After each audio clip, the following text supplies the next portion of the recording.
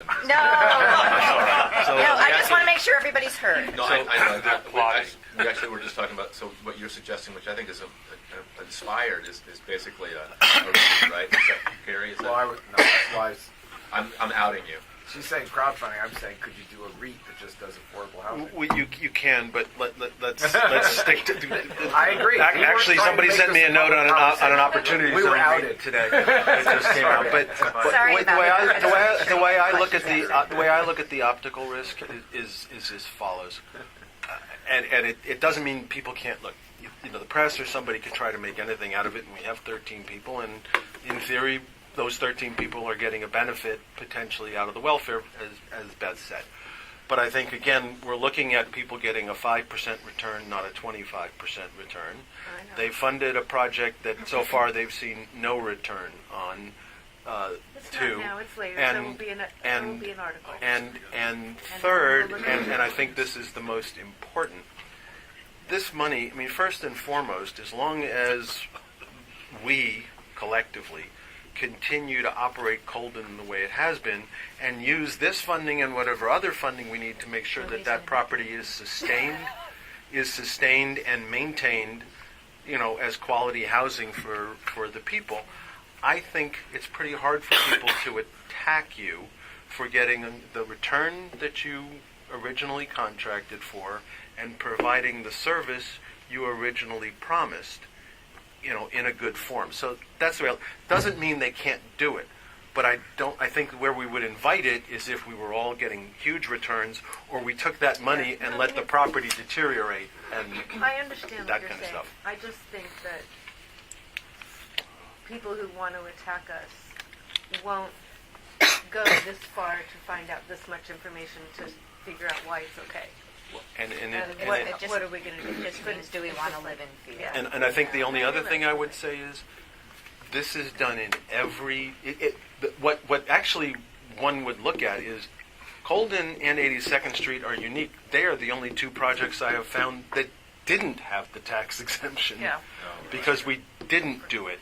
And you know, there may have been the different reasons why we didn't do it, but in reality, this will make the projects more sustainable for the tenants and for the investors over time. So that's all. I think it doesn't mean people can't tax, but I don't think anybody's going to look and say, well, People Concerned did the tax exemption on their project. I mean, every project out there I'm not worried about has that. part. That's all. I don't think it's I don't think anybody, there's really any dispute that this should be done, that the tax exemption should be claimed. That nobody, I don't think anybody really disagrees with that. It's a question of whether this agency should be the one to make that happen in light of the overlapping, conflicting interests, one of which is pecuniary and profit-driven. And that is the source of where the attack would come from. The tax exemption doesn't have to be claimed by this agency becoming the general manager. I mean, facilitated by this agency. It doesn't have to be. We could set up another nonprofit to do that. We could, and Flyaway is going to be a nonprofit, but that's going to take 6 months So or the question 8 is whether months. it's worthwhile for this agency to take on the additional risk, some of which is optical, some of which is substantive, to be the general managing partner so this tax exemption can be obtained, whether it is not in the agency's interest to do that. That's really what it is. And that really is a discussion and a vote that has to happen by the non-interested investors. One of the things that we were talking about, and I think maybe it might be appropriate for the interested parties to leave the room so that the non-interested parties can talk about it and take a vote on it. But you know, we've been talking about Flyaway becoming a nonprofit for various reasons, and we will probably go down that road. But even so, we thought that it would be beneficial to have the People Concerned continue to act as managing general partner for our projects, because it creates a bridge that I think is very good optically, right? It ties together the solution. The purpose, exactly, because it's a comprehensive solution that includes both parts. Do we have to use the People Concerned? No. I mean, we could hire a nonprofit. There's a million things we could do, but we very intentionally thought that this is a good solution. If Maybe we can talk a little bit more about that. What's good for the people concerned? Where's the benefit for the people concerned? Where are the risks?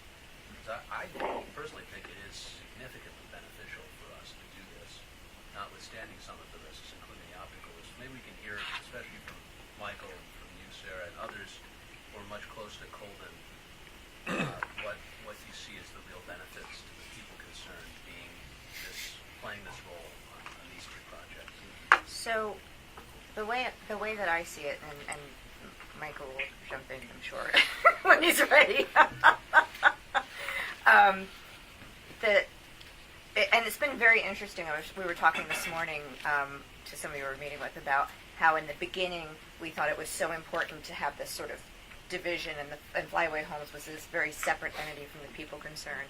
And as we have gone down the road these last 2.5 years, it's become ever more clear that there's so much more benefit to tying the two together, because the Flyaway side, it lends credibility that our deep roots are in an organization that's over 50 years old. We're not just some fly-by-night developer. But on the people concerned side, we are not an agency that's managing a problem. We are an agency that's solving the problem. And we are, the people concerned are, we are responsible for the incubation and creation of Flyaway Homes. I mean, that's the way we tell the story. I think the other thing, and I think it goes to, we talked about it, I think the last meeting and the meeting before, about, legal and other structural things between Flyaway and people concern. And, today, because of the difference, startup, not, well, we went through that, I don't want to reiterate all that, we've decided to, cohabitate but not, get married yet. And I think it would be very strange, and something we'd have to explain to people as to, we're doing this together. It's integrated into every page of our strategic plan as the people concerned. Flyaway really is basically agreed to be exclusive to the people concerned. And yet we're going to have either Flyaway itself or a third party be the managing general partner of our projects, when PeopleCo is managing general partner of third-party projects that it's developed, that developers bring to it, and it's not nearly as integrated and as involved in. I just think that seems odd. Again, I think, the way we market Flyaway, and I think it has the beauty of both being effective and true, is that Flyaway came out of the people concern, and we are really doing this together. So I think it and that benefits the people concerned too, right? Because it gives people more assurance that their philanthropic dollars are really an investment in the solution.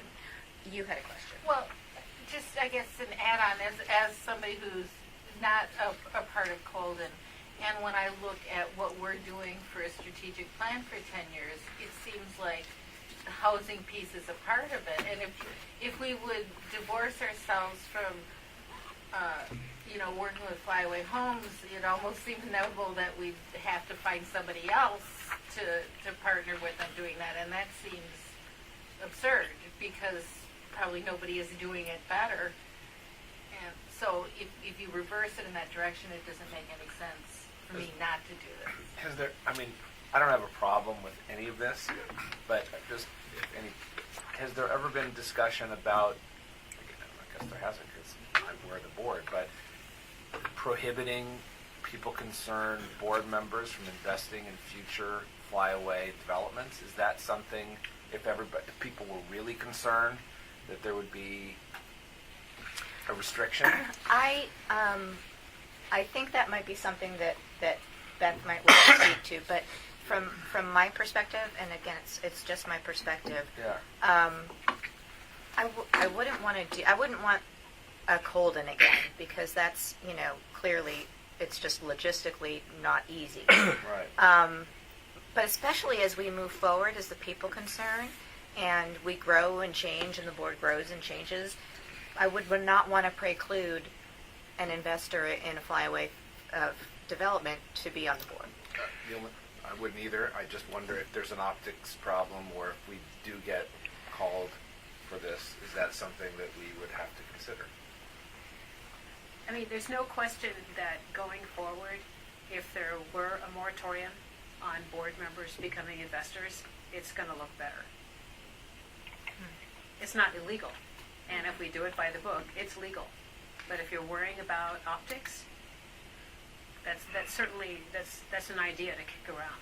Are there some conditions around it that would make it less risky? Well, I mean, Obviously, there's limiting the return. Right, Right. exactly. Right. Even if it went somehow, it's not possible given how costly real estate is, and the welfare exemption only gets you so far. But if you put a cap, nobody can, and maybe you already have that for the 5%. We don't, but I think there's an effective cap, and we are looking at different models as we go forward as to what, whether we do cap returns for people, but we don't have a cap return right now I think a cap is an interesting thing in the to talk model, about. but it is something. What about a limit of a percentage of the board who wanted to participate? Yep. 5%, 10% of the board doesn't matter. Yep. If I wanted to cause trouble, I could argue that 5% is a preferred return. Yeah, better than Easily. you think. Oh, yeah. I'm not talking about the return, I'm talking about the So, percentage of but we're people talking about, well, nobody's making any money. That's not true. 5% is a preferred return in this environment. in this environment. Okay, because you're a board member and you're controlling your 5%. And, that's preferred to, return on the stock market, or 2% in a CD, or 1% in a savings account. It's a nice return.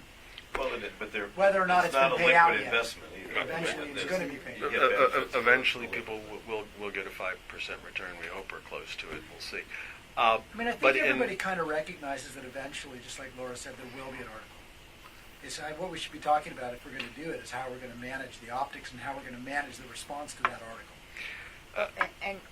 I just want to make sure, Brian, because you and I have talked, not a fair amount, but kind of. I want to make sure that you say everything you need to say, and we talk about it, because we do need. When you talk and you say things, I'm sure that there are things that other people are thinking as well. So I want to make sure everything's on the table. And is it just a matter of when the article comes out, we need to figure out how we're going to handle it, or is it deeper than that? No, I personally agree that we should do it. I mean, the last meeting we spent a lot of time talking about, the risks, and I think the upside definitely outweighs the downside personally, for asking me my personal opinion. But I think that there is going to be a time where we really are going to have to manage Can we be prepared for that? what will probably come from some disgruntled person. Right. And I think it's look. I'm not as certain that it's going to come, because I look at it and say, Colden, as far as I know, is the first 100% permanent supportive housing, privately funded and developed in the state of California ever. I mean, and it was done on a novel model. There were certainly, you wouldn't have been able to raise that money. No, none of that's even in any in question. No, I'm just saying. So, and again, we're talking about, yes, there are 13 people, but I don't know what the largest. I think the largest person may have put $100,000 in. It's not like people are, again, No, but I it doesn't think- really I matter think- at the I end of the think day. you're But just talking but about optics, but right? it could, and I think at the end of the day, So it doesn't matter. I'll defer. Reality doesn't matter. I'll defer to Beth. But I think we've done the right things. This interested directors made the determinations. I think there's plenty of evidence that there's no excess benefit to the directors that any other investor isn't getting, and I think, if you ask Beth, I think, a 5% return for private investors in these things is not above market by any stretch of the imagination from anything I know. So again, I think we can rebut any of the arguments that we have enriched ourselves at the expense of either the agency or the clients. So I feel like I agree with everybody, just to say that. I feel like you're missing the point a little Yeah, bit, that yeah. it doesn't matter how we can defend it. Right. It doesn't matter that it's right. Right. It doesn't matter if the return is or isn't. I think what Brian's speaking to, and I agree, it sounds like a branding question, the messaging question. We